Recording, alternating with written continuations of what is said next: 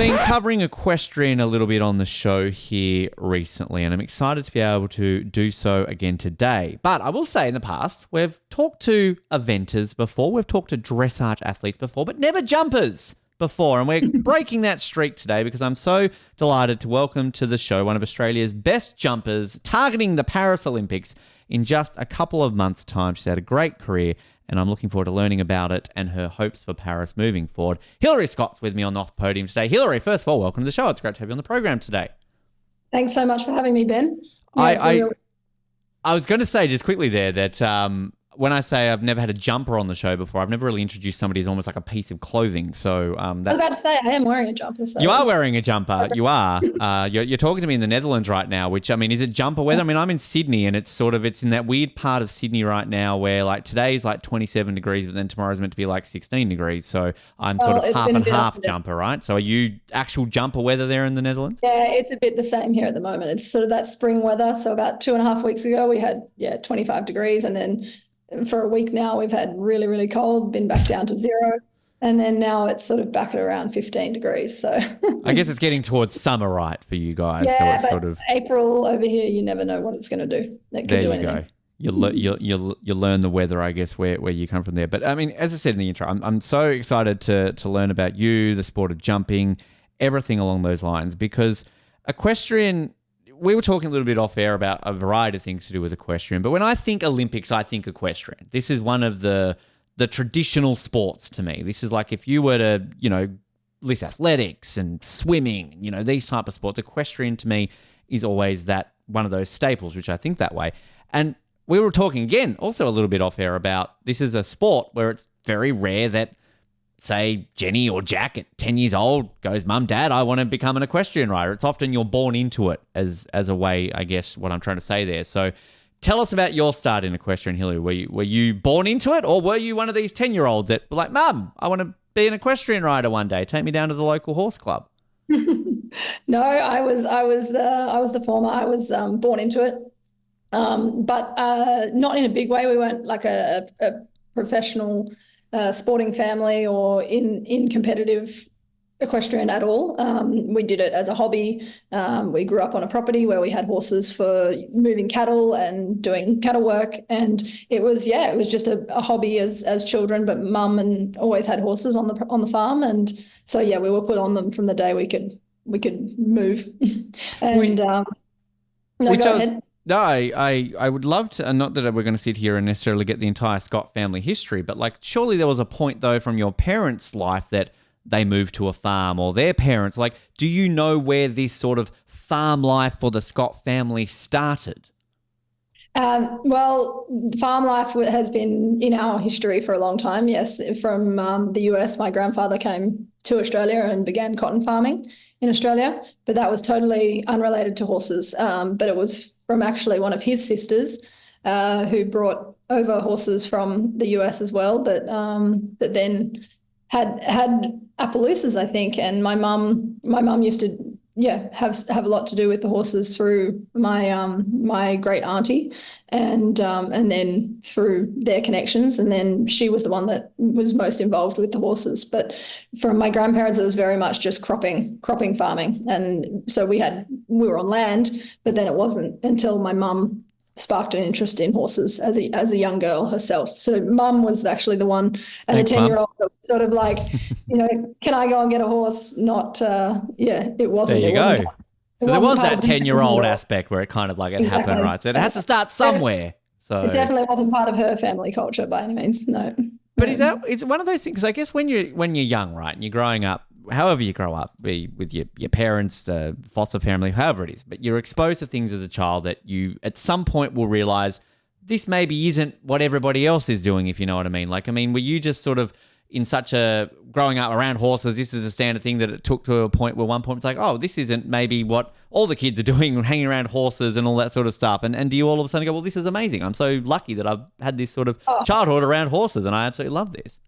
Absolutely. I mean, I think when you're in that, you take it for granted a little bit as a kid because you're running around outside 24/7. And then as you get older and you start to travel the world or go different places, you realize how fortunate you are to have space and have connection with real real beings and animals and nature from a very, very young age. And I look back on it now and I'm so, so incredibly grateful because, I feel like being in touch with that side of the world from a young age is, it's really special. Yeah.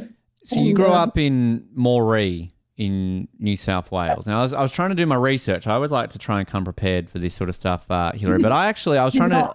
I always like to see if, like, you know, if you make the Olympics, are you the first Olympian from your town? You wouldn't be the first Olympian from your town. The great Emma Moffat is from Moree. Did you know that? Yeah, I'm sure you got to know if Emma Moffat's from there. And also Cameron Hammond, an Olympic boxer who was in London back in 2012. But is Moree kind of known as the home of Emma Moffat? Is there a statue for her or something like that in the town? There's no statue of Emma Moffat, no. But there should be. Come on. Olympic bronze medalist. What's going on? There should be a lot more. You don't hear about it really. But it's a sporty town. I mean, a lot of country towns are pretty sporty. So a lot of people come out of what they call the bush. Yeah. And I also did read that there is quite a prominent hot spring bath in Moree, and apparently got healing qualities. Is this true? They say so. I don't know whether I've been healed from it, but I did spend a little time in it as a young kid. It's like a tourist attraction? Like, was it just a natural thing? Like, what is it about this that makes it so special? Moree is on the Artesian Basin. So if you drill into the ground, the water is already hot. Naturally, like, I don't know how hot it is, like, I guess 37 or 38 degrees or something. Quite hot.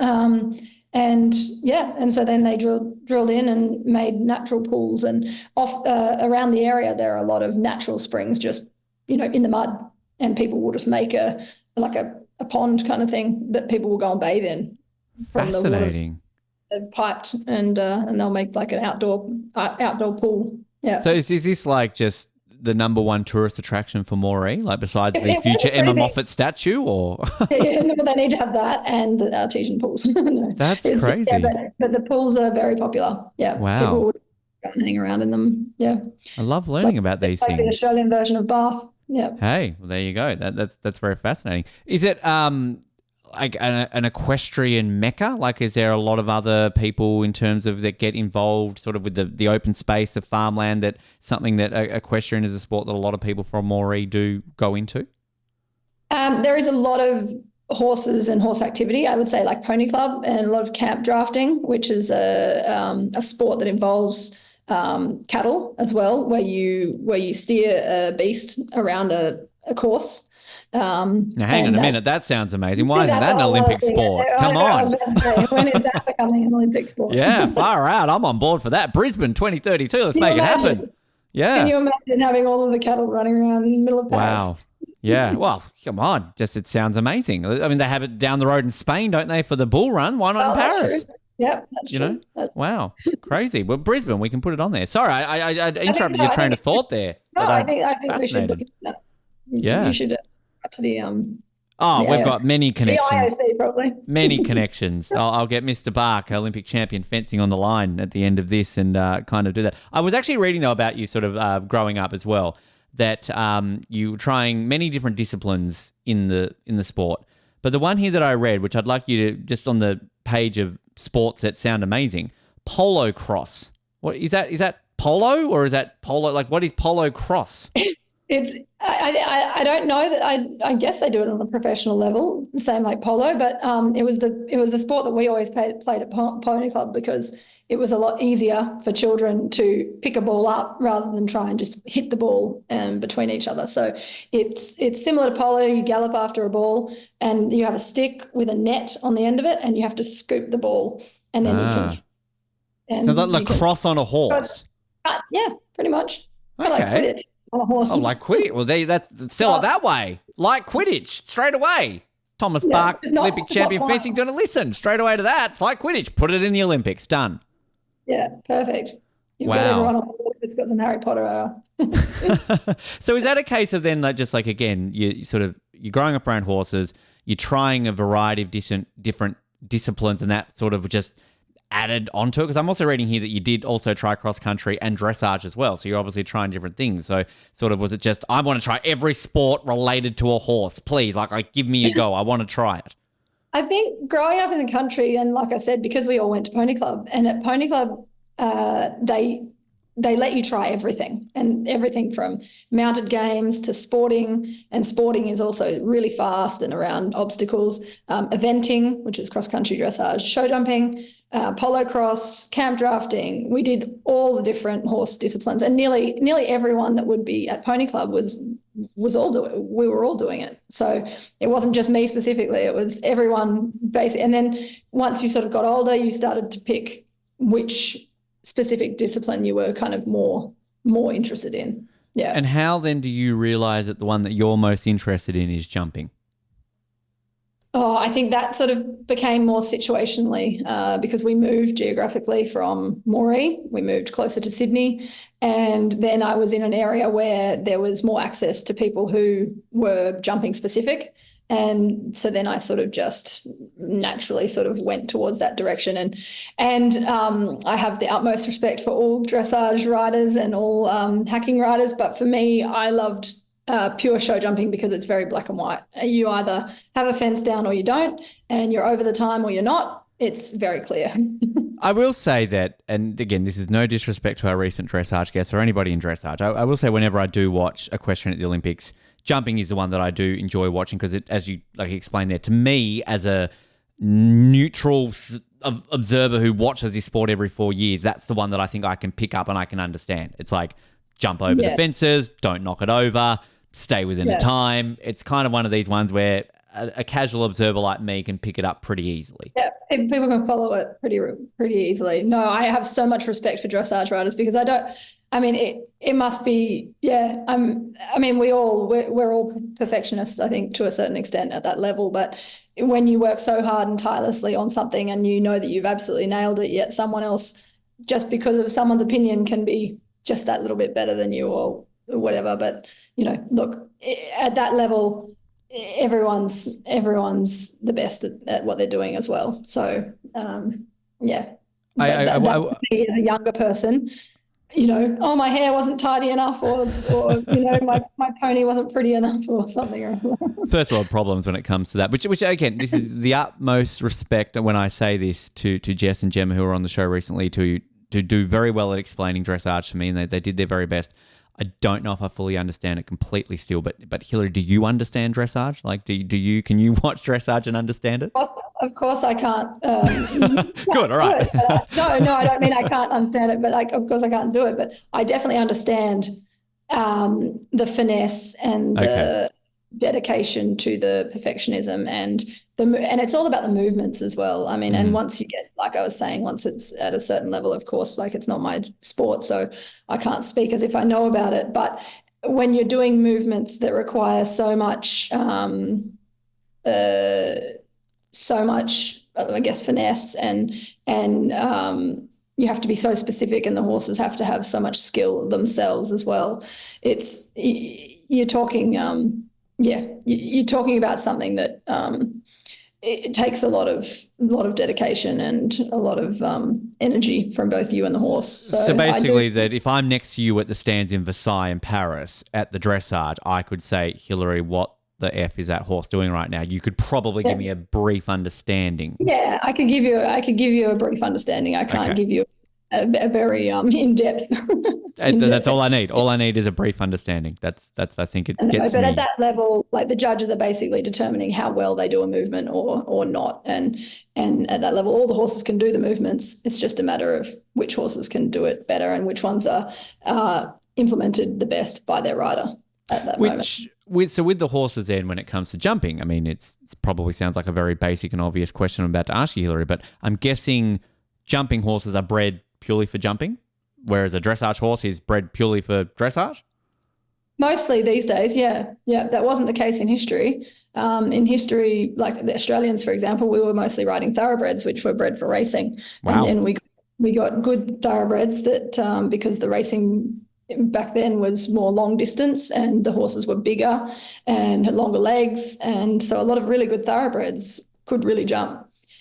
And so as Australians, we often went a really long way and were very successful with a lot of thoroughbreds. But now the sport is becoming a lot more specifically jumping bred. Yeah. So That's fascinating. That you just get a horse that wins a Melbourne Cup, and then 6 months later, as long as it can jump a little bit, it could be at the Olympics. Yeah, it happened. Wow, that's insane. Yeah. Did not know that. That's absolutely fascinating to think that.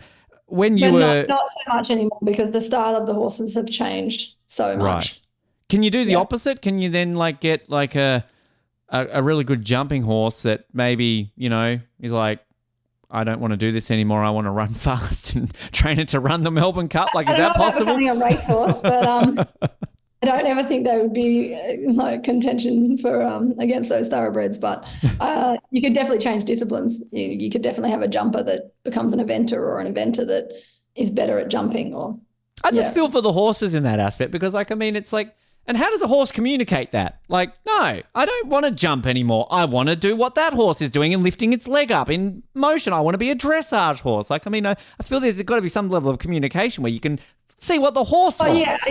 Yeah, you have to start watching your horse and picking up what it's good at. And so if it's watching dressage more than the jumps, you're like, it wants to be a dressage horse. That's right. Oh, that's kind of sweet. I feel that there's a story in that now that I kind of like.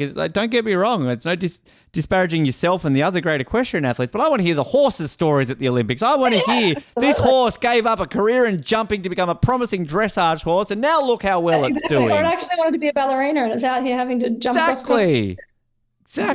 It wanted to be a polo horse, and then it just it's overcoming adversity, the true life of a horse. There's a Netflix show that you could get into. I'm coming up with all of these ideas. I like you've this. got a lot of ideas now. I know. Thomas Bach, watch out. Yeah. Hey, I'm very influential in this show. Outside of equestrian growing up, other sports, were you sort of off the horse? Were you running around doing other sports at high school or anything along those lines? Could we be talking to you about potentially a different career path going towards the Olympics in a different sport? I was quite a sporty kid. We did everything. We swam, we played tennis. I think I had the odd golf lesson when I was very young. We played hockey. I did all sports nearly at school. I had a stint doing basketball, soccer, but probably most seriously, I did tennis. The older I was getting, and in high school, there sort of got to a point where it was a choice between tennis and horses. Oh wow! And I chose horses. Yeah. Interesting. Maybe I should have chosen tennis. I was going to ask you, how do you look back on that career move now? Do you think to yourself, Ash Barty could have been eating her heart out because I could have been kicking her ass instead? Do you look at that? I don't think I could have been that good. No. Wow. Could have been a statue for you there instead of Emma Moffat there winning Wimbledon or something along those lines. What was it about sort of the decision that ultimately made you choose equestrian over tennis? It was they wanted me to move into a different level with the tennis that would have taken commitment on the weekends, and the weekends is when I did the horses. And because I was at boarding school and I wanted to be able to go home on the weekends and compete with my horses.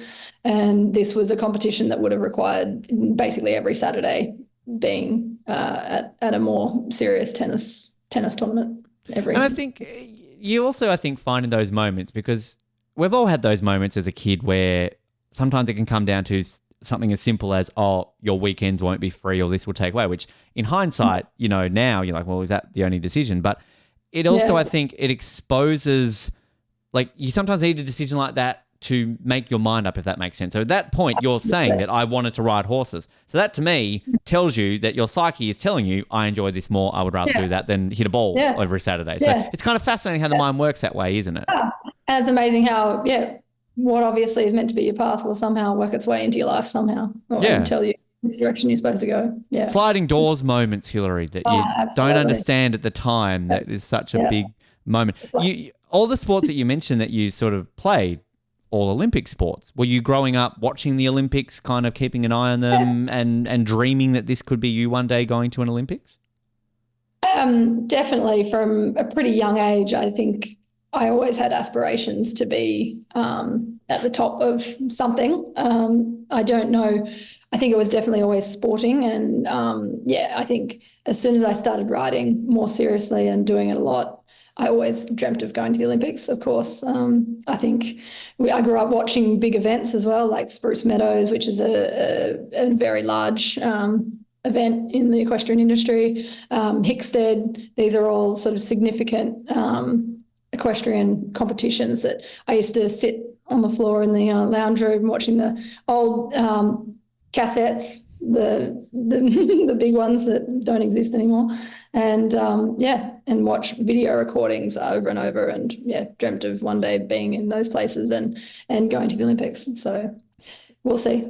I'm not going to say your age on air, but I will at least say that I know you were alive during the Sydney Olympics, and I think you're also of an age where you would, I hope, remember the Sydney Olympics, which, I mean, I was 13 when they were on. I remember just like that was peak equestrian for me, because that was, 3 gold in a row in the team eventing for Australia. It was just iconic. I remember watching that live and just being hooked to it. But do you sort of... So strong at that time, yeah. Did you go? Like, were you able to go to watch anything in person? So you were there?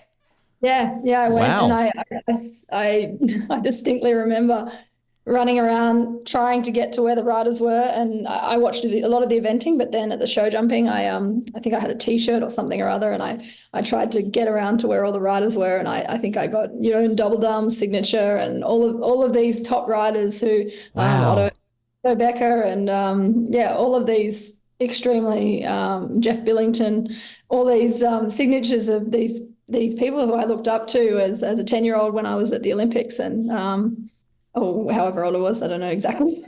Let's say 10. We'll go with 10. That works. Yeah, we'll go with 10. Probably I was 13 or 14 maybe. Which I just got to ask on that though. Sorry to interrupt, but like Andrew Hoy was winning gold and silver at those Olympics, and we are here now 24 years later, and he's about to go to another one. Like, I mean, that's the best thing about this sport. I mean, it's amazing. For Britain, like in Great Britain, he's I'm not even going to say how like his age either. I don't know exactly, but you can do this sport for so many years, and you often get better because your mind gets sharper with experience. So you're saying I have a chance of still being an Olympian? I've just got to learn how to ride a horse, basically. You could be that 10-year-old that's going to go. There you go. Go down to the local pony club, learn how to ride a horse. Even if that takes me 4 years, that's one Olympic cycle done. I could be on a horse in Brisbane, 8 years. That's all right. Yeah. Wow. I love hearing that though, about you sort of running around in Sydney and kind of just experiencing that, because you might be the first athlete I've had on the show who went to the Olympics as a child to watch the specific sport that they compete in. Because we've had many athletes who said like, I went to Sydney as a kid to watch, this event, but it was more of a case of this is what we could get. They weren't watching the specific event they competed in. So was this a case of, I don't know if you even remember this, but like as soon as tickets came available, your parents were like, equestrian, like this is what we want? I think I don't recall exactly, but I'm pretty sure that it was known pretty clearly that we wanted to go and watch the equestrian. Definitely the eventing and the show jumping. Yeah. Great. So I think we got onto tickets straight away, and I remember, definitely remember watching all the jumping. Did you get Andrew's autograph as a 10-year-old, and then Dev, you like obviously since you've gone through the ranks and bumped into Andrew and just been like, hey, I got your autograph as a 10-year-old, like I might be your teammate in Paris. Well, and I met him for the first time only a couple of years ago, and like okay, looked up to him all my life and seen him obviously on television and on many different forms of media, and had never actually met him in person, and finally got to meet him a couple of years ago. So fantastic. And I think someone like Mary Hannah as well, aiming for her 7th Olympics. Like it's just this is the thing I love about the sport, and touching what you said, like you can do this at any age. And I mean, Andrew famously said after Tokyo, like, Brisbane, why not? Like that's only, we had him on the show a couple of years ago and he said the same thing, like Brisbane, why not? I just love that mindset, which this is where it's sort of leading up to Paris for you this year to try and make your debut at the Olympics. I mean, it's sort of, I guess that inspires you to think that at the age you are right now, Hilary, you're bloody young. You've got another 10 Olympics in you basically at this point, which I guess kind of like it helps in that journey, right? No, absolutely. And Yeah, it's terrible because I'm clearly not young anymore, but I still feel like I'm about 20, but clearly not. But yeah, that's the thing about this sport is you can just you keep doing it and you keep working to get better and perfect what you've learned so far and try and find that horse that you also believe in and is capable of doing what you want to do together. And the older you get and the more you experience, also you realize how few and far between those sort of horses are as well who can compete at that level. So, it's kind of like this constant, I want to get the next one or I want to try and produce the next one. And I think that's also with the age is you can continue doing that for, like you say, hopefully another 10 cycles. Just keep going, basically. I mean, 90-year-old Olympians, why not? We're getting older anyway, so it's sort of, average age is increasing. You moved obviously away from Australia to Europe, I believe in about 2016. Sort of going back to what you were talking about when the tennis decision came about, right? So it ultimately comes down to, well, I want to go home on the weekend, ride my horses instead of hitting a ball. At what point do you then realize that a move to Europe is going to progress your career further? And how difficult is that to literally move to the other side of the world to pursue a dream? Yeah. It was sort of a moment when I had already experienced Europe by coming with a previous coach. And so I'd been here for a few months and seen at that level the preparations and going into trying to prepare as a part of a team. And then I had been competing at sort of the higher level in Australia and had won a couple of bigger events. And so then for me, naturally, the next step felt like wanting to push myself was to come overseas because, for me here, I knew that this is where all the best riders were. There's a much bigger pool of competition, a much bigger variety of competitions in general. And so I wanted to push myself to see where it could end up. And I didn't really give myself a time limit. I thought I'll just come for 12 months. And that was in, like you said, 2013. And I thought I'll just come for 12 months and here we are. 11 years later, you're still there. So when it comes to I mean, you're in the Netherlands right now, but where are the hotbeds, particularly for jumping? So like if I tomorrow learn how to ride my horse and I become a great jumper, where am I moving to? Where in Europe are the hotbeds for show jumping? It's actually becoming quite universal now, and the world is becoming smaller in all industries. But it's certainly this part of Europe is very, very highly competitive, and a lot of competitions, a lot of training, a lot of numbers, and a lot of numbers of international competitors. So right here, sort of in this sort of join up of Belgium, Germany, the Netherlands, and France, there is a lot of people sort of. There's a bit of a conglomerate in this part of Europe. So I would say conglomerate. Sort of that's a good way of explaining northwestern part. Yeah. What are the reactions? And then there's a huge number of people in the US as well. Right. And especially during the winter, a lot of people from all over the world go to Florida. Well, I guess a lot of people would want to go to Florida if it's always warm there, right? But what are then the reactions from that conglomerate of nations when an Australian comes and moves over there? Is it a case of we want to help you, we want to see you grow, or is it rival, they're coming over here because we're so good and trying to get to like is there some sort of thought process like that?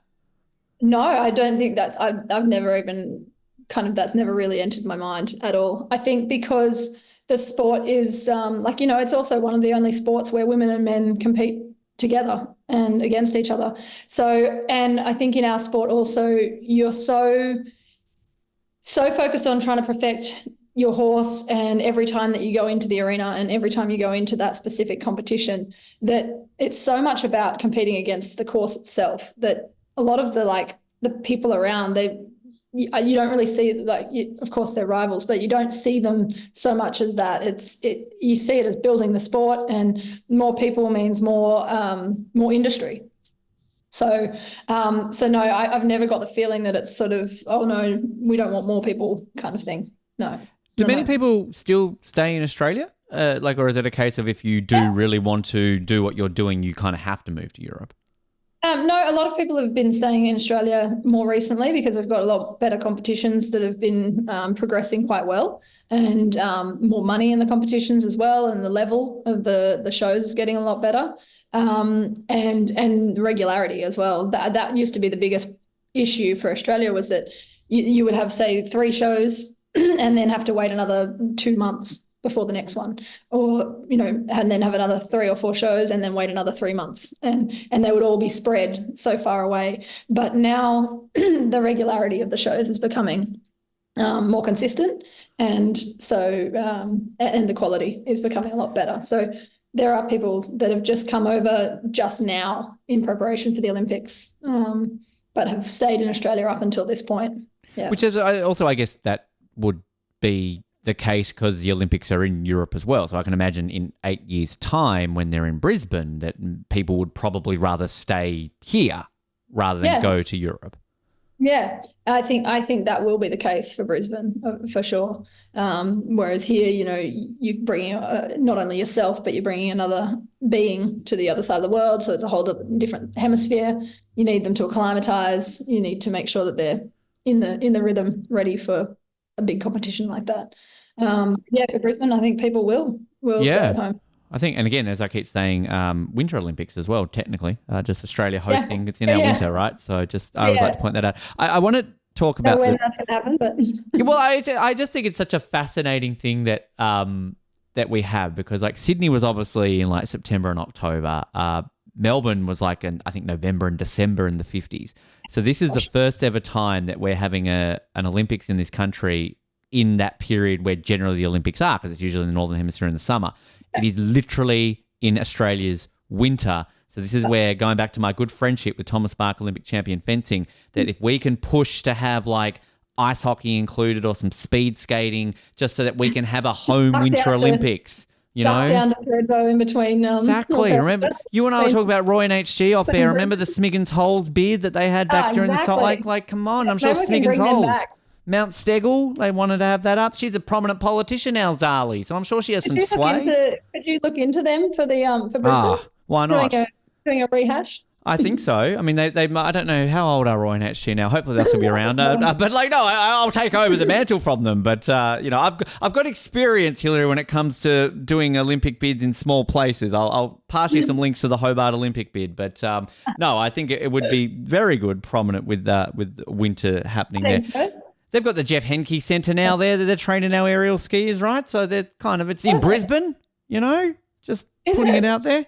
So things you learn. I want to talk about the training aspect and everything around what you do with show jumping, because I always love learning, again, when we get an athlete on this show from a discipline or a sport we haven't learned about, what it takes to be at the peak of your sport, because you're in that unique sport where you've got a horse. That's 90%? I mean, I don't know how you could work out doing show jumping without a horse. That's another conversation. But you obviously still have to remain yourself in physical shape and everything along those lines. So I'll ask about the horse element in a moment. But for yourself, Hilary, if I want to be a top line show jumper and I need to hit the gym tomorrow, what am I working on? What's important for an Olympic show jumper to work yourself out and train? Balance, core strength, flexibility in your ankles and your legs, and strength in your legs as well.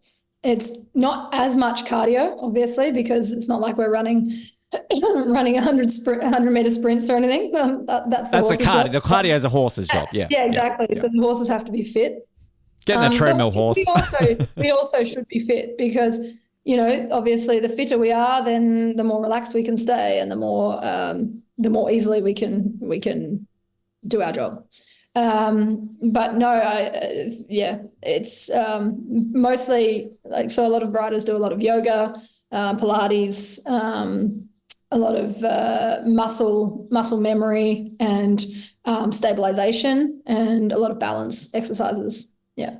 So when you talk about the ankles and kind of that area, is that to do with steering the horse and sort of getting it to do the jump? Because is there a lot of, I guess, again, talking about dressage, it was sort of, we were talking about body movements and that, where the horses will do that. But I can imagine that's the same in jumping, right? Because you've got to steer and direct the horse to the jumps, right? Yeah, so it's definitely steering and directing them, and it's also because your weight is down onto your feet, and every time that the horse goes up over the fence, you have to suspend basically. So you need to make sure that the suspension in your ankles and your knees, it can take the weight of you coming down of the horse, so that you're not just sort of landing on their backs, or that you're staying out of the saddle for too long, or all those things. You have to be able to basically do an upward and downward motion with your ankles and knees. And is that, what can you replicate that in a gym, for example, if you can't get your access to your horse that day? Okay. Do wow, jumps, of course. Trampoline. You could you do the the exercise ball that you can get the semicircle one, so you can do balance exercises standing on a semicircle ball. Do a lot of agility training to stabilize your joints and be moving quickly, and that also helps with balance. Cycling, I do lots of different activities. I do a lot of shoulder exercises to stabilize the back, which then in turn tries to help support your front. So yeah, it's one of those ones that as soon as you say it, like, it clicks, right? That makes so much sense. But it's at the same time, like, if you're in an Olympic village, and I always like to, imagine all the different athletes, and you just guess, right? Oh, they're clearly a weightlifter, they're clearly a boxer. But like, I can imagine if you're on a trampoline, I'm probably going to gymnast, but I'm never going to think like, equestrian. Like, that's what's fascinating. But it makes sense now that you say it. Yeah. And that same sort of position of, I guess, almost like skiing as well, like bending the knees and taking the suspension through your knees. So is that where the injuries come from? Like, as a rider, are there lots of knee injuries in equestrian and sort of ankle injuries? Or? I think so many knee injuries. A lot of people do a lot of groin ligaments and muscles, because obviously pulling out of the saddle, going up, and falls account for a lot of collarbone. A lot of people end up doing a lot of collarbones with horses. So yeah, I think it's probably mostly groins and collarbones. But is it a sport that, say for example, you're in the midst of a competition, and the horse lands, but say something goes wrong, like be it a groin muscle, a knee muscle, something like that. Is it a case of you kind of got to suck it up and keep going? Because again, it's not all you, if that makes sense. Like, because the horse probably doesn't know you're injured. The horse doesn't give a shit. The horse has got a job to do. Absolutely. So you just kind of just like, oh shit, this hurts, but I'm going to keep going. So speaking of Olympians, haven't you heard of the story of Gillian Rolton? She was an eventer for Australia. Yes. And I think she broke her, and it was back in the days where you could get back on, or I can't remember the exact circumstances, but she broke her collarbone, I'm pretty sure. And I do remember that now that you mentioned that. Yeah. And she won, I'm pretty sure she won gold. Yeah. I can't, I remember that story. I do can't remember what Olympics it was. No, but I do remember that exactly. That you said that. You're right. And often when you're on the horse, unless it's like excruciating, but if you're still on the horse and you've done something while you're on the horse, you'll carry on and finish the round. And then afterwards I've broken my hand, or I've done something. So has it ever happened to you? Have you ever sort of been mid-event and something's gone wrong? Yeah, I've broken a finger while riding. Yeah, it got my hand got split across the neck. Ouch. Yeah, well, good lesson. Keep your hands closed. Don't. Yeah, right. That's more the coach tests you afterwards. Well, serves yourself right. My finger's broken. Who cares? Get on with it. Which, I mean, it's just that fascination of that reliance on the horse and sort of on that training aspect. Like, how your week when you're not competing, or even when you're competing, just a general week for you, Hilary, how much is that on the horse? Like, if today, for example, are you out there on the horse for multiple hours, or like, is there sort of a routine to kind of, so you don't overtrain the horse as well? Most of us and myself included, we have various horses and various numbers of horses. So it wouldn't be overtraining like one specific horse for sure. You can do that if you're in a position where you only have one horse. You don't want to be on it for 2 hours every day. Otherwise, you're probably going to break that horse. But yeah, so I've got quite a few different horses. So probably from about 8:30 till 2 in the afternoon, we'll be just being on horses. Yeah. And are you jumping all the time, or is it a case of we just need to canter around like a thing to kind of keep its cardio up? Or Yeah, it's very varied. So one day a week they have what we call a lunge, where they get to run sort of loose on the end of a lead, where they kind of exercise themselves a little bit without the saddle on their back, so they can have a bit of free time, but it's still controlled exercise. And then I always take them in the woods, take them for a nice mental sort of break from the arena on one day. And then the rest of the week will be a combination of, like you say, just exercising, sort of flat work, and then incorporating jumping exercises or jumping a course, depending on the competition that's coming up or what the program of that specific horse is. I like that idea of just taking it out into the woods and just having a nice little run. Because, I mean, I guess it also, like, you talk on, bonding with the horse and obviously, keeping that relationship up because, at the end of the day, you're going around a course and you're jumping over some objects, but you've got to have a relationship with that horse still. You've got to make sure that you're bonding. Like it's like any sport with a teammate. That's your teammate. So you've got to make sure that you're always bonding, right? Yeah, absolutely. And that is a huge part of it, is having a connection with your horse and understanding their personality and understanding what makes them tick, to understand what motivates them and what makes them want to do a good job. Yeah. And some horses. Sorry, go ahead. No, I was going to say, of your horses then, can you tell us about your horse that should the Olympics happen, which horse will you be going to the Olympics with, and tell us about sort of your relationship with said horse? Said horse is Milky Way, and she's a horse that we actually bred, our family bred. So I've known her since she was born, and have spent her whole life with me. So and she's now 17. She'll turn 17 this year. Spring chicken. I was about to say not. She's the older versions of the horses that would be probably vying for the Olympics. But because she is older, she sort of knows her job. So her program is pretty. It involves a lot of, say, woods and things that keep her happy, basically, now, because she knows what she has to do, and it's a matter of keeping her fit and strong and happy, because at that age, they know what they're doing. So if you continue to, let's say, drill, but like if you continue to do training exercises all the time, then, they get sick of it because they know it. And whereas when they're younger, that's when you're trying to educate them, a bit like people, then you become sort of more skilled at your job and you can actually just do your job rather What is 17 in human years? Is there a horse to human year conversion rate? I know in dogs, but I don't know with horses. I don't know. Let's get to the bottom of this. I think we've asked this to all of our equestrian guests. I'm going to have to look this up. I feel like that should have been a research element too there with well. Just on a side tangent. There was any prep I could have done. Hey, look, failed there. Sorry, Hilary. You can, contact the PR department here at Off the Podium and complain to them. I too many complaints. When it comes to the naming, this is a side silly question, but I want to ask it anyway. How do you come up with the name Milky Way? Is it just, I like the name, or is there a reason behind it, or?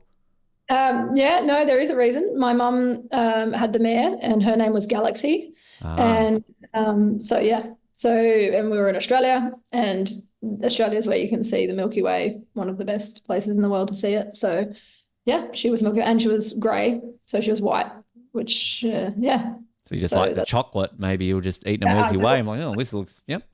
Yeah, it's good. Works that way too. I like that. Okay, that works quite well.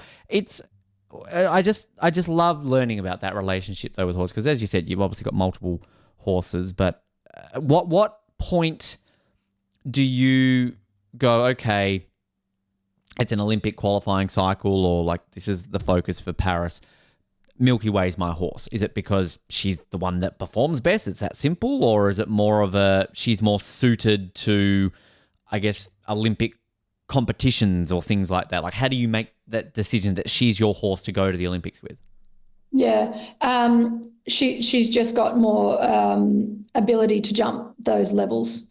And that's something that you you learn along the way with having something to do with a lot of different horses, is you learn that they've all got skills to jump a certain level, or to jump or are limited at a certain level. And some horses are more suited to indoor jumping or outdoor jumping, or competitions with that don't have certain types of jumps in them. Like maybe they don't have a water jump because some horses don't like jumping in water, all of those sorts of things. Whereas a horse that needs to go to a World Championships or an Olympics, they need to be able to do all of those things. They need to be able to jump very big, very technical, jump water, jump outdoor, jump on grass, jump on sand. So it's a it's a special sort of horse that can do those sorts of competitions. And it's not just every horse that can do that. So you learn, having had different horses and from watching different horses and different people with them, which horses are capable of it and which are not. And that comes through obviously years of experience as well. By the time they're sort of 9, 10, you can see what capabilities a horse has and whether it's going to be a horse for that sort of level of a competition or not. So, I mean, some horses you can see it a lot earlier too. Some horses you can see it at 6 or 7, but some horses just need a bit more time, and some horses are sort of at their limit at 7 or 8 years old. But my horse, she's always had a lot of jump and a lot of ability, but it's taken her time mentally to kind of be able to be relaxed enough in herself to put it all together. And so she's now been competing at that level since 2019. And it's almost like she's getting smarter the older she's getting as well, because as we all do, right? Come on. Exactly. Well, that's why we're still doing it when we're in our 70s. Exactly. Andrew Hoy is just going to be hitting his peak in like another 10 years. That's what we're basically saying, right? You know, just going that way. When it comes to the courses... He's already won gold a few times. Well, he started young, you know, like he was above the average, you know. That's a few of us are there. I mean, remember Ian Thorpe, he was winning at like 12, wasn't he, or whatever. When it comes to the courses, right, so let's fast forward to Paris, to the Olympics. How far in advance do you know what the course is? And because I can imagine like what you're saying there with Milky Way and everything, like a lot of that's around the horse. The horse needs to be able to see the course, right? I feel like this is Mr. Ed, horses are courses, and I'm rhyming a lot of words here. But like horses. Horse of horses, course. Thank you. You know what I'm talking about. But I guess my question is like, when will you know the Paris course, and how then do you get Milky Way to know that course? She won't know the course until we canter into the arena and I start jumping number 1. Wow. So that moment, here we go. Hilary Scott, Australia, is about to jump, and then Milky Way's like, okay, this is the course. There's number 1. Yeah, literally. Wow. Well, I mean, because you can't sit down in the stable with them and say, okay, now here's number 1, there's number 2. How smart they are. I mean, you know. Exactly, they did. Yeah, it'd be fantastic. I'd love to watch that footage. Yeah. Now, see this. This is a jump you can do. No, like, yeah, that would work. Exactly. It would be much more helpful, let me tell you. That'd be a good episode of Mr. Ed. Yeah. Hey, Wilbur. Yeah. But we don't find out the actual course of that event. Usually, sometimes the night before, they'll post it. So you can see it the night before. Otherwise, the morning of the class, they'll post it. Wow.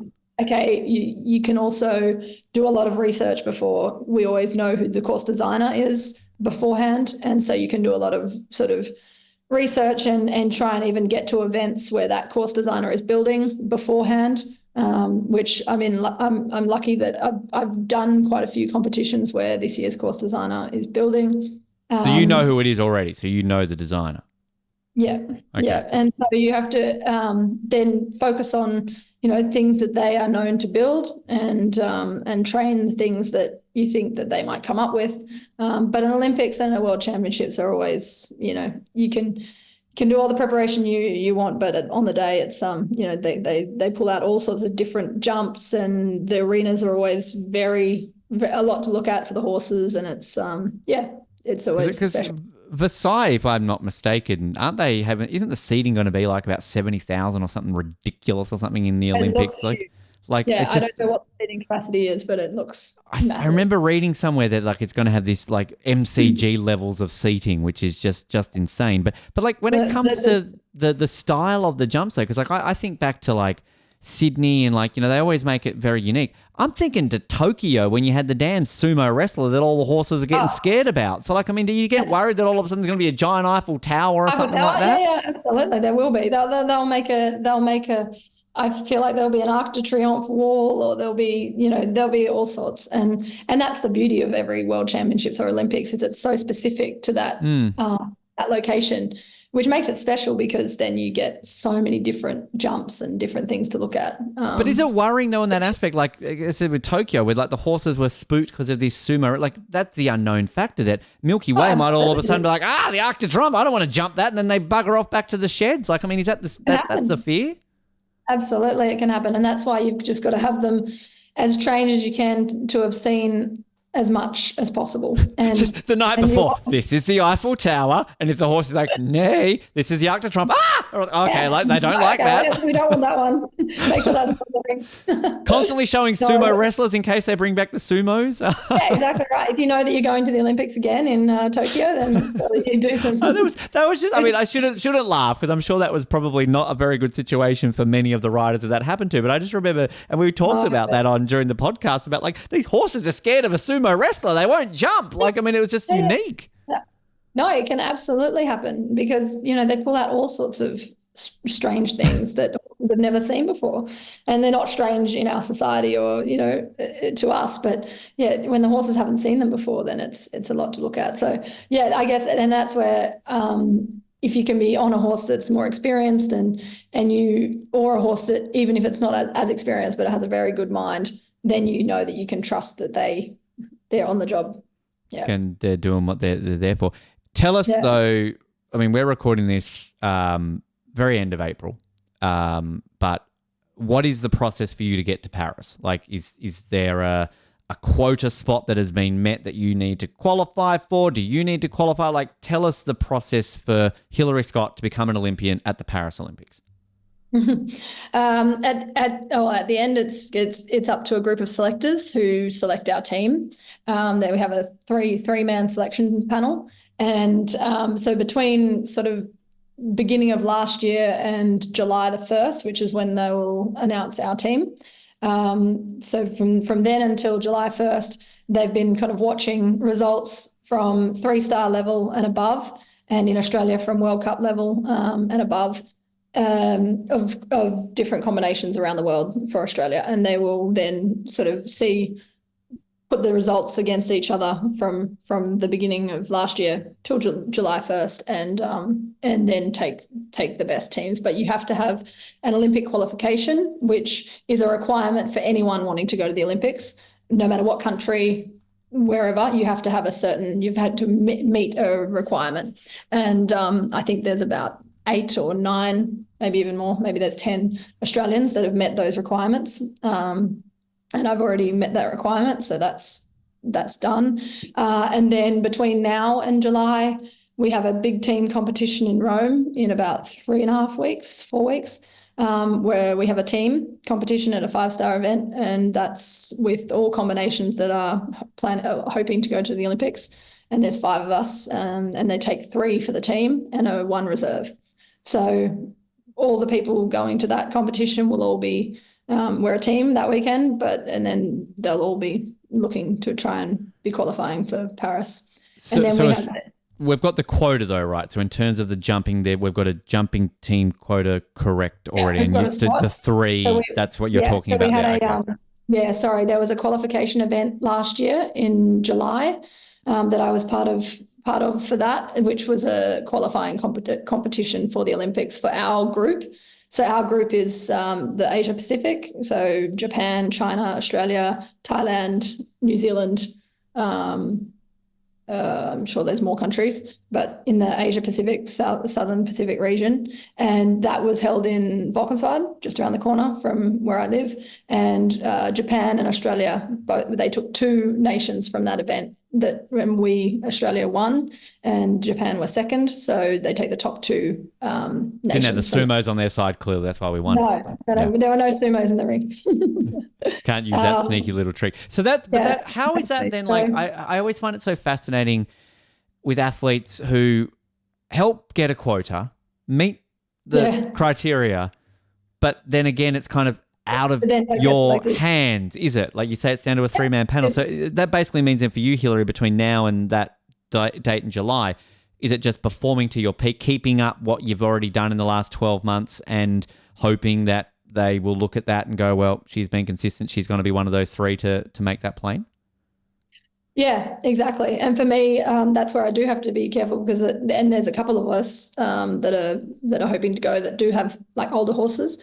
So you do have to be careful that you don't do too much with them because you don't want to, potentially break them before that or have something go wrong. So it's a fine line between doing enough but still being considered to be being consistent. I think my goal is to do maybe three, 4 maximum big shows between now and potentially Paris.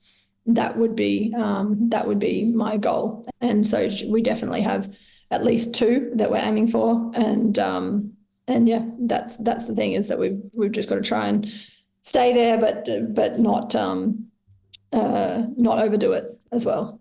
But how are you feeling right now, Hilary? How are you feeling about your prospects for Paris? Are you confident that you are doing everything, you've done everything, that if we were to talk on July the 1st, I could be saying, Hilary Scott, you're an Olympian? You feeling confident that's going to happen? I do feel like I've done everything that's been right for my horse and for the direction going towards Paris. Yeah, to this moment, there's nothing that I would have done differently, I don't think. No. And what would that mean to you? What would that mean to you to get that ticket to Paris? I'm thinking the 10-year-old who's running around Sydney getting autographs and watching all this in person. Like, I mean, that journey that you've been, I mean, what would it mean to you to make those Olympic Games? Oh, I mean, like I said, it's a dream, isn't it? It's something that you only ever imagine is going to happen, but you don't ever going to think it's reality. But yeah, to think that this actually could be a reality is it's a bit surreal. But it's not. I think as we were talking a little bit off air, it's if you'd asked me this 10 years ago when I had the dream of coming overseas and trying to go to the Olympics kind of straight away, I feel like I would have been a bit more head in the sky about it. Whereas now I think I'm also a little bit more understanding to the fact that it sometimes something can happen. You can be even picked on the team, and at the end of July, something can happen to your horse, and you don't get to go. And that's happened to numerous people in the equestrian industry, in the eventing industry. They've been on the team, and then something's happened to their horse, so they haven't been able to go. So I'm also very aware of that, and so I try not to get ahead of myself anymore because I also know that, as we were talking about earlier, you have a big program outside of Olympics, World Championships, and there's a plan every year anyway for each horse. And sometimes it's all about timing. And for sure, this is what I planned for this horse, and so it would mean the absolute world to me to take her to that sort of event. But I also understand that over the next 3 months, 3 other people could all of a sudden have fantastic results, and then they are chosen, and that's okay as well. So you need to make sure you're there, and I just hope that my horse is very experienced. She's proven that she's a good team competitor. So yeah, we'll do what we can between the next 2 months and hope that it all goes to plan. We're going to be crossing all the fingers and toes for yourself and Milky Way and our hooves and our horseshoes and everything along the way, because absolutely, just that tantalizing prospect and doing everything that you can in that power to get there. We're going to close out with a set of fun get to know you style questions in just a moment, Hilary, but a couple of things I really want to quickly touch on. We talked about this when we had our dressage guests on, that no Australian had ever won an Olympic medal in the sport of dressage. No Australian has won a medal in the sport of jumping either. I thought we were just dressage was missing on thing. We've won 14 medals at the Olympics. Eventing. And they're all in bloody eventing. What is going on here, Hilary? Why are we... That's a country that wins it in the 3-day event, not the bloody individual. What's going on here? How do we fix this, Hilary? Come on. I hope we can fix it this year. Let me tell you, Ben. Yeah, well, I think we should. Like right now. It's enough. Yeah. Come on. Oh, gosh. There's been no shortage of willpower from Australians, that's for sure. Everyone in the past who's been to an Olympics has always got plenty of grit and wants that to happen, but it just hasn't happened yet. So fingers crossed the next few years. I think I think the development of the sport is getting a lot better, and for Australia as a whole, I think we're developing a really good base of riders that then have a good opportunity to be more successful long term at the higher level going forward. At the moment, I think we've got a good bunch of younger riders who are establishing themselves, like whether it be overseas or in Australia, but they're getting good coaching, they're getting good advice, and we're getting good horses that that are allowing us potentially more opportunities. But as Australians, the problem is we just don't get to enough 5-star competitions, and that's what it comes down to at the end. Like the guys that are probably going to win gold, silver, and bronze, they're at a 5-star show every weekend, and they'll be at one the weekend before Paris, and they'll be at one the weekend after Paris. And Australia, in history and at the moment, we find it very difficult to get into those 5-star competitions regularly. And that's the difference, is when you are regularly seeing those sorts of rounds and competing in those classes, it's just second nature to you. And that's where we just need to be doing it more regularly as Australians, and then we can be on that same level. I totally believe. I want to just say, if I fully have all the faith in everything that you said, and I think it will happen, but should it not by 2032, we need to discover Australian version of sumo and then scare all the horses out there that aren't Australian horses. I will volunteer and stand on that course. Well, I think I'm scarier than a kangaroo. I'll just stand there. I will scare the shit out of the horses. We just need to train Australian horses to look at me and go, well, that's not scary. But all the French and the Dutch and the Germans and the Brits and the Americans, we're out. Yeah, bugger that guy, and then we romp, we sweep the podium. Easy, right? Could do it that way. Totally even. I'll take one for the team. I'm, glad to do it. I think that works that way. I'm looking here at the overall medal tally in the history of jumping at the Olympics. So France are the nation to beat, it seems, on the overall medal tally. I realize Sweden are the reigning champions in the team jumping, but I mean, decent Olympics then for them to be coming to that. They've won a total of 17 medals, 7 of them gold. Although having so we need to look out for the French and the Swedes. Like, who else do we need to keep an eye on? The Irish are very strong at the moment. The US are strong. There you go.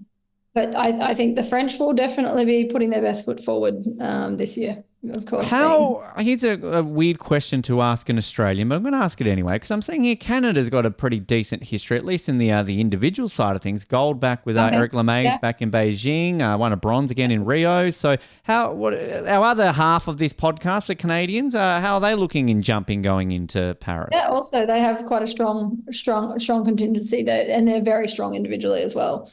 But no, they've got a good team. All the countries, they're all pretty strong. I would say all the European countries, they're always buying heavily, because, like I said, they're also doing team competitions regularly as well. And there's a Nations Cup series throughout the year, and those higher performing nations are all part of that series. And so they're getting that team exposure in those team competitions throughout the year as well, which help them to all sort of, build that team morale and to be really team focused. And that definitely helps them. What's fascinating when you stare at the history of it, like if you were to go to a pub trivia night and you were to say, all right, which of these countries have won medals in jumping at the Olympics? And I guarantee you no one will get this right. If you said Australia, Brazil, Chile, and Saudi Arabia, pick one of those countries, the one that hasn't. That's where everyone would be like, Chile's never won a medal, or Brazil has never won a medal in jumping. They have. Australia haven't. Saudi Arabia won. Like, this is fascinating. Yeah. And like we were saying earlier, it's such a sporty nation. And pick our game up. I know, we really do need to. Yeah. Yeah. Actually, the one question I wanted to ask, this was a question kind of without notice, at least from myself. Jessica Springsteen obviously is in jumping. The boss's daughter won a medal in Tokyo. I mean, what's it like going up against Bruce Springsteen's daughter?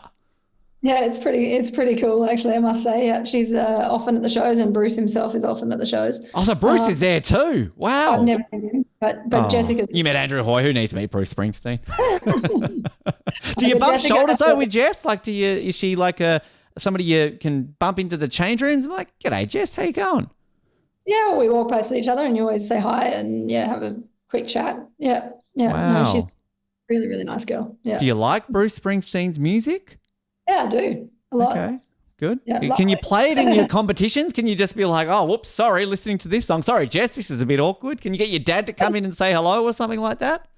Yeah, just a hint, quick. I'm just going to put this on. Hopefully he'll just come over. Oh, what's this CD that fell out? Oh, born in the USA. Jess, awkwardly. Oh, well, it's here. Is your dad in the stands? Could he sign it for me? Get a quick selfie? You know, that's, I mean, it's fascinating, I can only though. imagine how much that must happen to him. I'm sure it will, but like, I find that fascinating that, you know, somehow the daughter of Bruce Springsteen got into equestrian. And I mean, is it interesting? And she's very good. I guess she's won Olympic medals, but like, what is that like when all of a sudden you realize that Bruce Springsteen's in the audience watching? Like, I mean, it's such a, sure, if, you know, Andrew Hoy's in the audience or something like that, but it's just, I find that fascinating that you've got this legend of music is just watching your event. Like, okay.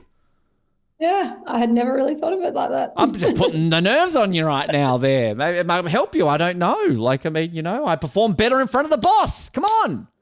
I probably should. Maybe I should request that he's there more often because I do like his music. There you go. Exactly. Actually, I was going to ask you that. That was the other question I was going to ask before we get to the get to know you style questions. I was reading a little bit about your interests. You're a big country music fan. Now, if obviously I got people who live on the farm, I'm going to be the cliche and go with the country music. But I don't think we've ever really talked about country music on the show, Hilary, and I want to talk about it right now. Who are some of your artists? Who are your country? Like, who are we going to? Who's on the Spotify? Who are you listening to? Big fan of Eric Church and Chris Stapleton. Okay. They're probably two of my big, and Garth Brooks. Garth, I love Garth. Yeah. The Garth I reckon man. they're probably my three favourites. Yeah. Got to ask, as a Tasmanian, and actually I'm asking this on the behalf of the fact that I'm actually quite good friends with them, the Wolf Brothers. Are you a fan of the Wolf Brothers at all? Never heard of the Wolf Brothers. You've not heard of the Wolf Brothers? Oh, okay. Well, I've got to hook you up. They're iconic Australian band now. They're actually doing very well for themselves. But no, I'll flick you. Probably not, but I'm terrible with names. So if you send me the song, I probably have heard the songs. Probably. And look, I'm not a country fan, and it's not to say that I dislike country music. It's just it's sort of a genre that, you know, there's generally the people who are like, oh, I don't listen to country or metal, right? But you sort of know some stuff. But like it's the Wolf Brothers. So they actually, way back in the day when I was doing a radio show in Tasmania, we had them on plenty of times, and they went on. I think it was Australia's Got Talent. They got second on Australia's Got Talent. That kind of ignited their sort of career. I'm sure you would. They've recently won a swag of golden guitars earlier this year in Tamworth, and they just actually performed at halftime of the Anzac Day game in the NRL. So you know, yeah, right. Okay. No, definitely, I would know them then. I'm sure you would. I'm sure you would. But no, they're great, and I've seen them live. And you obviously know them as well. So yeah, I do. It's one of these things where like I know them quite well. So I was going to say I could surprise you right now and get Tom or Nick on the phone and be like, here you go. But fascinating. Is it that cliche thing though that a lot of equestrian riders on the farm are listening to country music, or are they listening to Bruce Springsteen? Like, I mean, where does it fit? I feel like the world now is like, it's so universal that you can listen to anything and have access to anything. So if I was a child now, I'd probably be listening to totally different stuff. But yeah, when I was a kid, a lot of us were listening to kind of country music when we were around the horses and on the farm. But yeah, I have a very eclectic taste in music. I like all sorts of music. So does that make you a trend? You're a trendsetter though, Hilary, aren't you? I'm just saying this because you were listening to Taylor Swift before everybody else was listening to Taylor Swift, before she sold out and went pop, right? Song. Yeah, I listened to her very first song when it first came out. See, you were there at the beginning. You were one of the... Like, I'm not here to talk about Taylor Swift, but I'm just saying you were the OG Swiftie because when she started, she was country, right? So she was. And actually, that's probably why I started listening to her, because she was quite country then. Yeah. There you go. Do you listen to her now, though? I listen to her songs when they come on, but it's not that I search for them. You're listening to old Taylor, not new Taylor. Yeah. There you go. Okay, interesting. I've ticked off the bucket list here. I've talked about Bruce Springsteen's daughter and the Wolf Brothers. So that's. Okay, perfect. Well, I'm glad the podcast is complete. Exactly. Actually, I mentioned quickly cooking. I believe you're a bit of a fan of cooking. What's your go-to? What do you like cooking? You'd be cooking. Well, you've answered one of the questions at the end there. Perfect. But what do you like to cook? What's sort of the Hilary Scott special?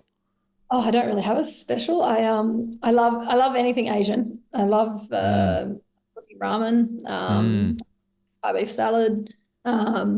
Yeah, I'll put an Asian dressing on anything if I can. Mostly Nice. sort of Thai or Japanese or yeah. But no, I just love cooking. I also love baking. Do you It's like what I do. French cuisine? Are you a fan of French cuisine? Are you going to Yes. fit in well in Yeah, the village there in Paris? I do love French food. Yeah, Okay, who could? I mean, how could you true. not? It's all Exactly. the it's all the things that we love. It's Croissants, I'm very butter. intrigued about the village, about what it's going to be like, right? Because every, Yeah, I Olympics have has no their own idea. unique taste, but yeah, because I find it fascinating just with the way we've got the next Olympic cycle, right? So we're in Paris, beautifully French baked goods and French cuisine. They'll shove some escargot in there. I'm sure great. Go, just We'll be amazing. stuck at the bakery in the morning instead of being on our horses. Exactly. But then we go to LA, which, look, I'm not here to disparage American food. If I have to be honest, I absolutely love the fat, greasy goodness of American food, but it's going to be a unique Olympics. But then I'm here to shit all over Australia because I'm like, what are we going to have in Brisbane? A Vegemite sandwich? like, I wouldn't mind a barbecue Yeah. before we have to eat. That would be bad. yeah. Bunning sausage. Can Bunning sponsor the Olympics? Just have Bunning Yes. sausages. Yes. Yeah. Oh. Could be like an entrance treat for everyone as they come in. We've lost McDonald's from the Olympics. Bunnings just takes over. Really?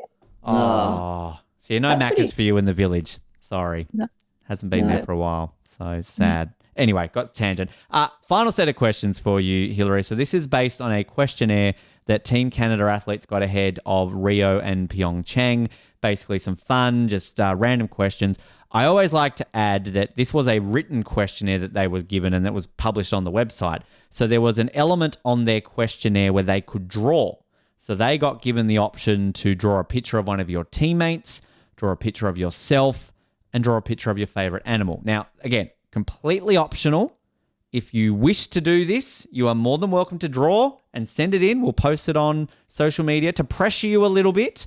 Only winter athletes have ever done this. No summer athlete has ever done it on this show. So you can one-up the winter athletes and join them. I'll send you a drawing. Okay, so you can either draw a favorite animal, a picture of yourself, or a teammate.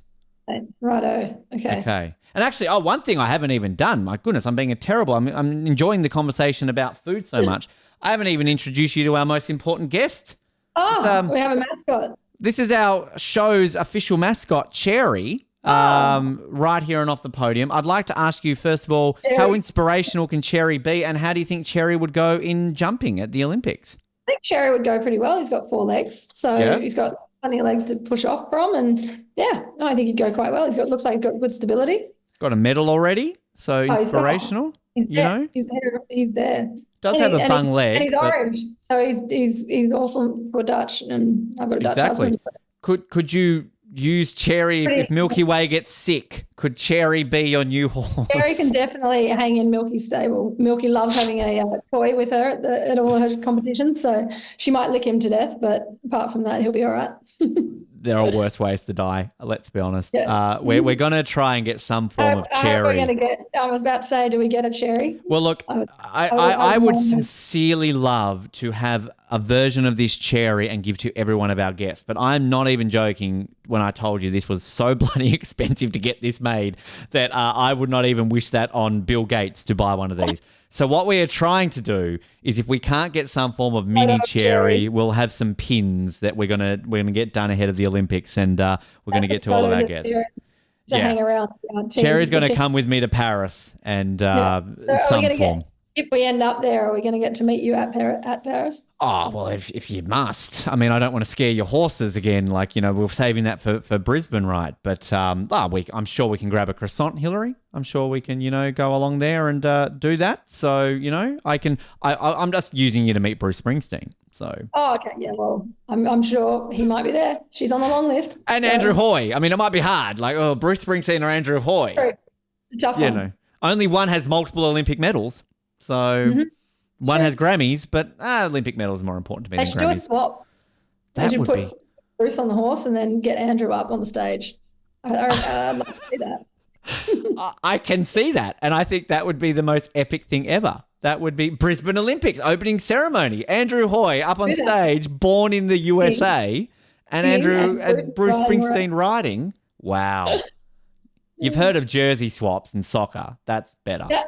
Horse and guitar. They used to do that in the World Championships for jumping. They used to swap the final 4 competitors who got to the top four, they would all swap horses, and they would all have to ride each other's horses. Really? Wow. How did that go? How did that work? Or like did the horses? It would go amazingly, because to see someone else on a different horse would be incredible. But why can't we do that in the Olympics? Why can't Jess Springsteen be like, right, you are riding Milky Way now. You've got no choice. Let's turn it up a little. Have a hat. Pick it out of a hat. This is what horse. Oh, Milky Way. All right, I'm going to go for it. Why can't we do that? Well, they've put a kibosh on it. So it's not. No. I'm telling you now, I am going to get on the committee of the Brisbane Olympics and I'm going to change shit up. This is going to be the most open, unique Olympics we're ever going to see. With only kangaroos and Australian animals all around the arena. Yeah, bugger horses. Why do we have to? Let's think about it. Let's have each country's national animal. You have to compete in show jumping. Who would win all the medals? What's the only national animal that actually jumps? The kangaroo. Good luck, Jess Springsteen, riding a bald eagle. You know, not going to work. He's flying though. But you've got that's cheating. That's cheating, Hilary. You got to touch the ground. Come on.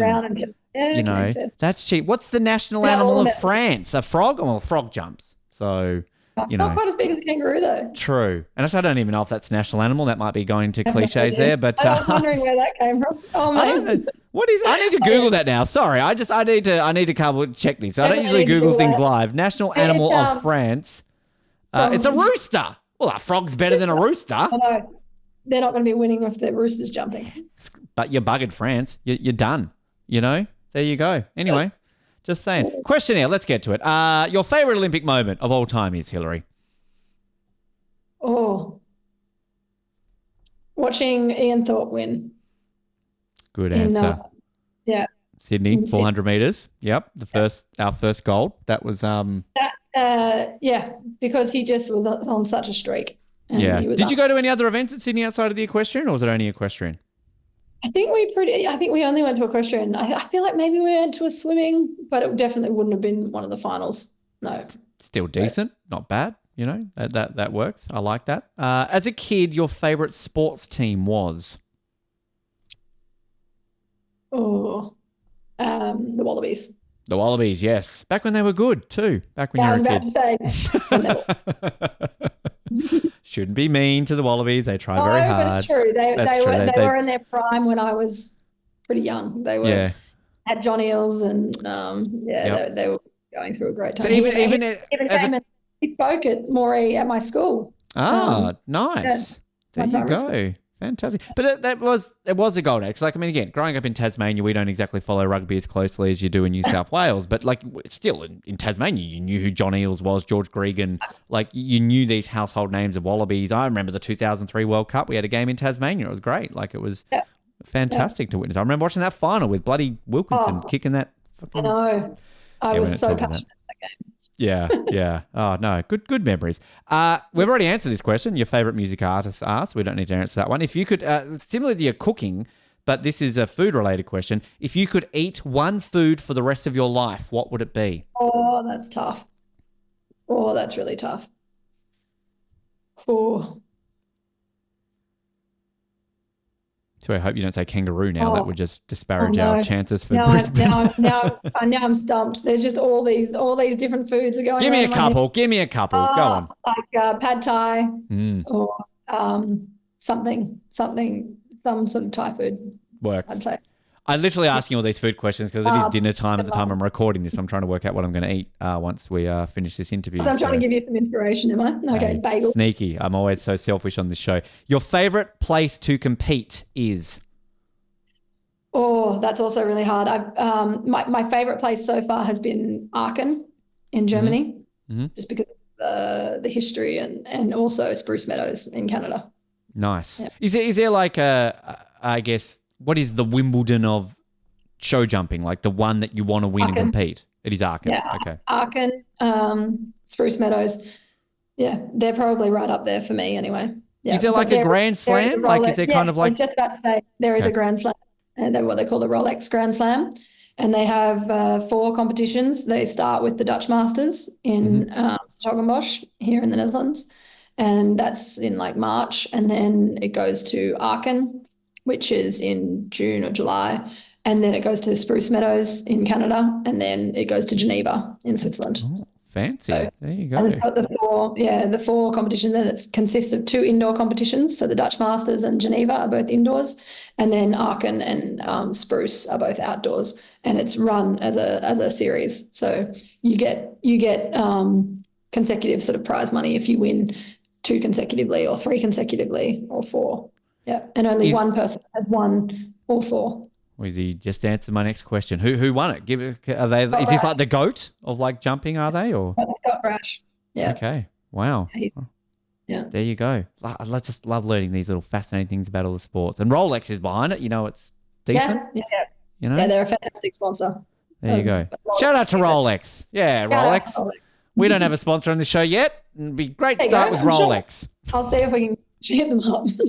Not bad. Hey, welcome to Off the Podium Rolex, as I just flashed my watch into the camera. Oh, what's the time? Yeah. See, clearly I haven't won any. Where's your Rolex, Hilary? I'm a sellout. Anybody can sponsor me. I'll take it on board. What is one thing you have always wanted to do?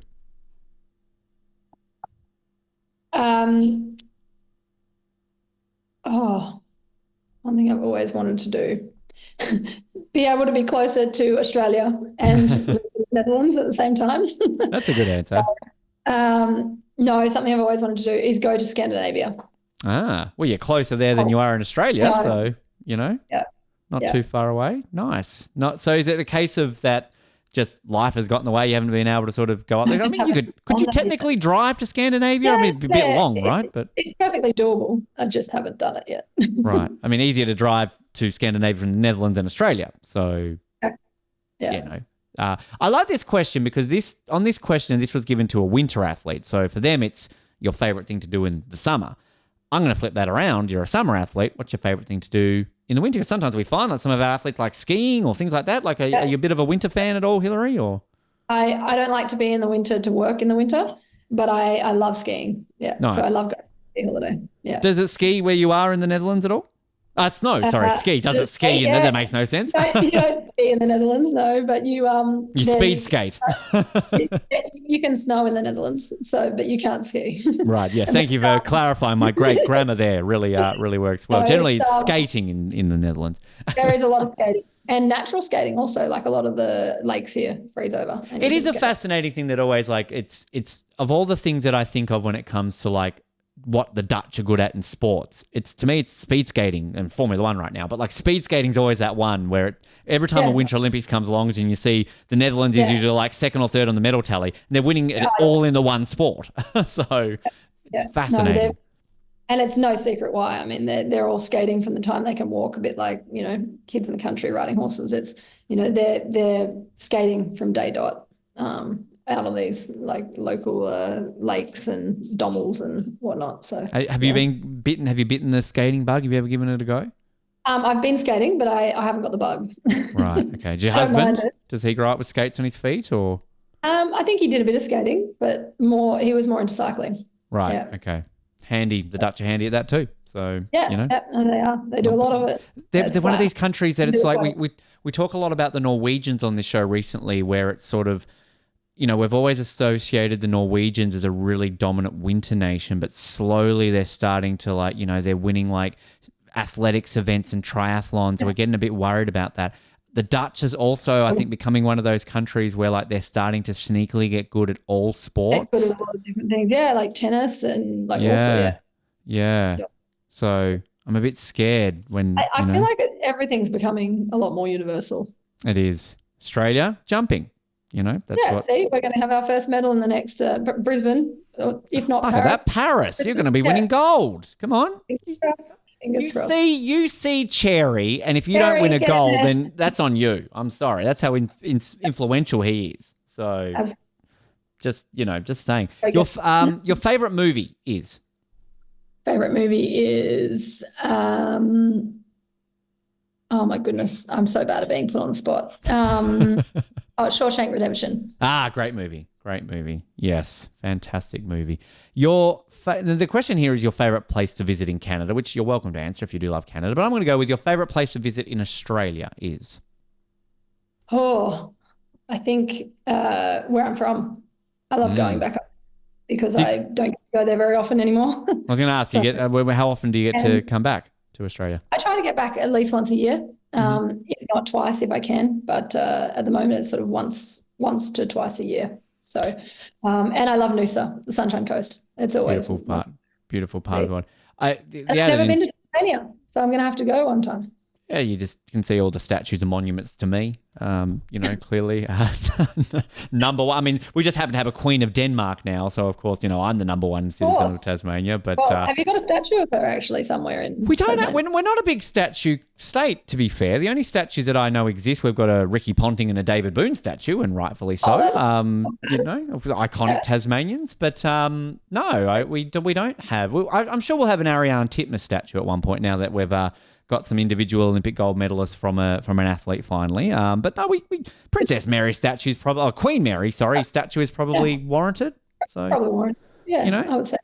I mean, it takes a lot of skill to meet somebody in a bar. So who knows who you meet in a bar? You might end up as royalty. So I don't know. Never know. You never know. Where you're gonna end up. Exactly. Your favorite cartoon to watch growing up was? The Simpsons. The Simpsons, yes. Good answer. Do you still watch it? No. No one does. I think they're still making new ones up. They are. They are. So I'm one of those people I stopped watching it when I was very when most people did, when it was good. Yeah. I sadly still watch it just because if they tomorrow said The Simpsons one more season, I guarantee you everybody would start watching it again so they could see how it ends, right? I want to be that one person who's stuck with it from the beginning. So I don't give up on it. And it's really not good. It's still going. It's not very good anymore, but But I was also an avid supporter of all the Disney movies, all the different Disney cartoons.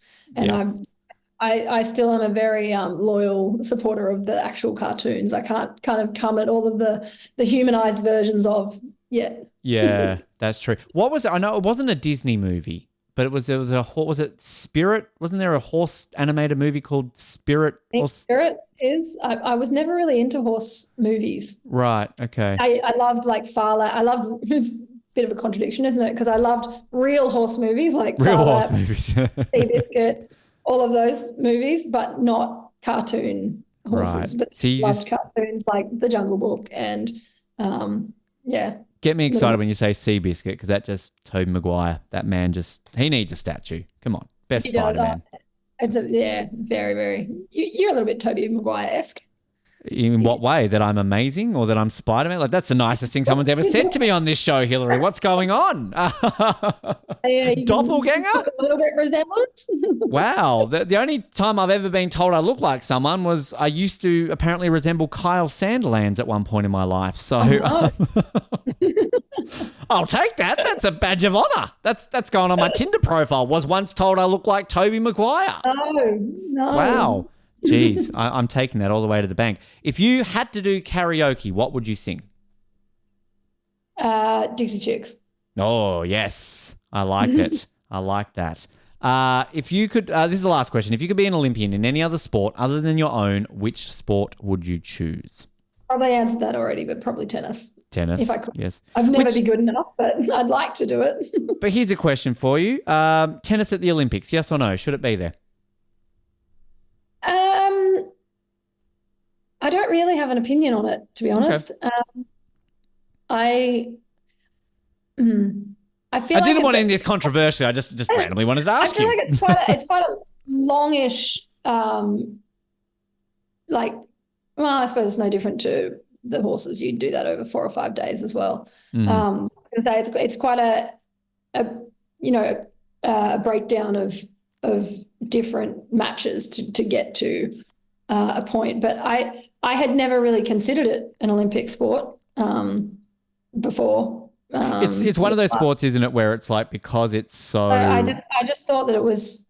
I don't know. I never thought of it as an Olympic sport. It's because it's so prominent outside of the Olympics, right? Isn't it? That's why people question. It's got so much prestige on its own that I don't really feel like it needed the Olympics to sort of hold its own. But I respect it. But I understand why it's there because it's a very high level sport as well. So and I respect now though that it's sort of turned into tennis players want to win medals now, whereas 20 years ago, you know, Andre Agassi's and the Pete Samprases of the day didn't really care about the Olympics. It was just something that, you know, they'd rather go and win Wimbledon. Whereas now, like, you've got, you know, Djokovic is openly saying, I really want to win an Olympic gold medal. Roger Federer used to do that. Rafael Nadal is the only one of the big three that actually did win a solo Olympic gold medal. So, yeah, it's. I think golf is that questionable one right now where it will eventually. I can't really see golf. I don't really see golf as an not Olympic a golf sport. person Olympic. Okay. I like golf. I really like golf. I have nothing against golf, but I don't see it really as an Olympic sport.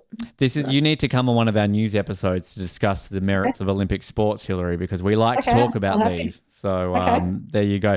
If people want to follow the journey, please 2 minutes. We'll get you on with the Wolf Brothers. They'll talk about great. There you go. Bruce Springsteen. Get him on. Talk about it. If people want to follow you between now and the Olympics, Hilary, to stay up to date with what you're up to, TikTok, Instagram, X, Facebook, MySpace, anything, what are you on? Just Instagram and Facebook. That's it. Just Instagram and Facebook? Hilary Scott on Facebook and Hill Scott 88 on Instagram. And Hill Scott? Is that the nickname? I like that. That's like a hill dog or something like that. That's cool. I like that. Hill dog? No, not that way. Hill Scott. Okay, I appreciate it. No TikTok? Not on the TikTok train? TikTok, no. And then we have Oak Sport Horses, which is our brand. Yep. Fantastic. Which I will say that I believe, I hope, I don't know, to be honest with you, but I know, obviously I'm wearing my Modern Pentathlon t-shirt. I know back for Tokyo, the AOC did release t-shirts for every sport. So I got the Modern Pentathlon, so you could buy like the Team Oz equestrian shirt. So I think we're at that point now, this close to the Olympics, that hopefully by the time we're releasing this, the AOC are going to do something similar. So I say, everybody, go and buy your equestrian shirts. I hope so. Yeah. Do you think? I think they should make it discipline as well. I do too. I jumping, dressage, eventing. You can have everything. Dressage. Look, no disrespect to jumping. Equestrian's fine. But I would love to just support a dressage shirt, walk around with a horse going like this. Walk around with their faces on the back as well. That would also be. Have like a number. Like, do you have a favorite number? Like a jersey. Have Scott number 23.